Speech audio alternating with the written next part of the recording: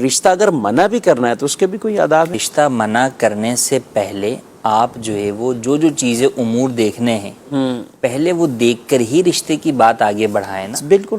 اب جو ہے مثال کے طور پہ بھئی دادی نے فیصلہ کرنا ہے اور سارے گھر کی خاتونیں جا کر ہو کر جو ہے وہ آ گئیں، لڑکے کو بھی دکھا دیا، سب کی طرف سے اوکے ہو گیا، آخر میں دادی کو دکھایا اور انہوں نے منع کر دیا تو اب یہ جا رہا ہے. تو بھئی یہ اتنی ساری پریکٹس کی پھر کیا حاجت تھی؟ صحیح بات ہے.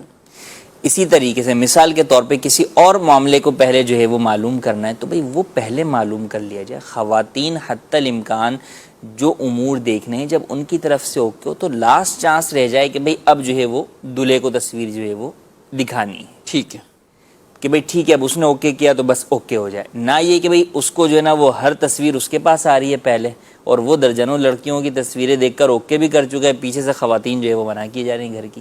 تو بھئی پھر لڑکے کو اس کو دکھانے کا فائدہ کیا؟ یعنی پہلے وہ مراحل وہ سارے مراحل مکمل کر لیں، کیونکہ بہرحال عورت ہے، اس کا پردہ ہے، اس کے چہرے کے بھی پردے کے حکام ہیں. تو اگر آپ کی بیٹی کے ساتھ کوئی ایسا کرے گا تو آپ کو بھی یقیناً جو ہے وہ معیوب جو ہے وہ لگے گا. تو اسی طرح دوسرے کی بیٹیوں کے ساتھ ہونے والا بھی یہ طرز عمل یقیناً ان کے لیے تکلیف دہ بھی ہوتا ہے، برا بھی لگتا ہے.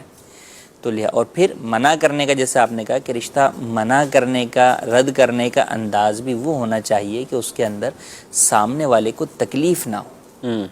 آپ کے لیے ضروری نہیں ہے کہ آپ وجہ بیان کریں کہ بھئی اس وجہ سے میں جو ہے وہ رشتہ رد کر رہا ہوں. ٹھیک، بس جو ہے وہ ہمیں جو ہے وہ مناسب نہیں لگا، بس اتنا جو ہے وہ کہہ دیا جائے، ہمارا نہیں چل پائے گا، ہمارے معاملات چل نہیں یا پائے گا، یا خاندانی ہم جو ہے وہ اس چیز کو جو ہے وہ نہیں بہتر سمجھ رہے.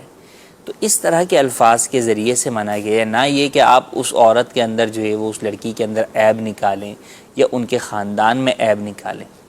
اور بسا اوقات یہ ہوتا ہے کہ رشتے کروانے والیاں جو ہوتی ہیں وہ اس چیز کے اندر جو ہے وہ اس طرح کی چیزیں کریدتی ہیں. تو یہ ہم میں سے ہر ایک کی ذمہ داری ہے کہ ہم اس بات کا خیال کریں کہ کتنا ہی کریدیں، ہمیں خاموشی اختیار کرنی ہے. اور خاص طور پر یہ جو ہم گفتگو کر رہے ہیں ان سب کے اندر عموماً خواتین جو ہے وہ شامل ہوتی ہیں، تو ان کو زیادہ جو ہے وہ ہمارا فوکس ہے کہ اس بات کا خیال کریں. آپ خود خاتون ہیں تو آپ سوچیں آپ کسی دوسری خاتون کے بارے میں کمنٹس کر رہی ہیں تو یہ بات کسی بھی طرح زیب نہیں دے. بطور صنف نازک ہی اگر ایک صنف جو ہے وہ اپنی ہی صنف کی دوسری جو ہے وہ عورت کا خیال نہیں رکھے گی تو پھر کوئی باہر سے آ کر رکھے گا کیا؟ عورت ہی عورت کا درد سمجھ سکتی ہے. تو وہ زیادہ جو ہے وہ حقدار ہے اس بات کی کہ وہ اس کا خیال کرے، اس کی پردہ داری کرے، اس کے امور کے اندر جو ہے وہ راہ اختیار کرے کہ جس سے کسی کی دل آزاری نہ ہو، تکلیف نہ ہو، چار لوگوں تک خواہ خواہی میں یہ باتیں نہ پھیلیں کہ بھئی فلاں کی بیٹی کے تو 4 رشتے رد ہو گئے، ان وجوہات کی بنیاد پہ رد ہو. آپ کو پسند نہیں ہو سکتا کسی اور کو پسند آ جائے، لیکن آپ کے کمنٹس کی وجہ سے ہو سکتا ہے کہ جس کو سمجھ آ رہا ہو وہ بھی جو ہے وہ پیچھے ہو جائے. ٹھیک ہے، نہیں صحیح بات. اور کئی دفعہ ایسا ہوتا ہے کہ ہمارے وہ جو کمنٹس ہوتے ہیں وہ بدگمانیوں پر مشتمل ہوتے ہیں، افواہوں پر مشتمل ہوتے ہیں، یا آپس کی نفرتیں ہوتی ہیں. آپس کی نفرتیں ہوتی ہیں. اب سارے معاملات ایسے ہی بعض اوقات کوئی لوگ آتے ہیں سامنے کہ سب معاملات ٹھیک ہیں، ہمیں کوئی ایسا نہیں لگا، لیکن وہ گلی محلے میں کسی نے یہ بول دیا تھا یا فلاں کا لڑکا تھا اس کے ساتھ، وہ جس لڑکے کے ساتھ جاب کرتا ہے نا تو اس نے اس کے بارے میں یہ کہہ دیا تھا کہ بھئی اس کا اٹھن بیٹھ ٹھیک نہیں. ٹھیک ہے، آپ چیک کریں، لیکن آپ نے ایسی کسی کی ایک بات آئی اس کو بھی تو آپ تحقیق کر لیں نا، اس کو بھی تھوڑا آپ دیکھ لیں.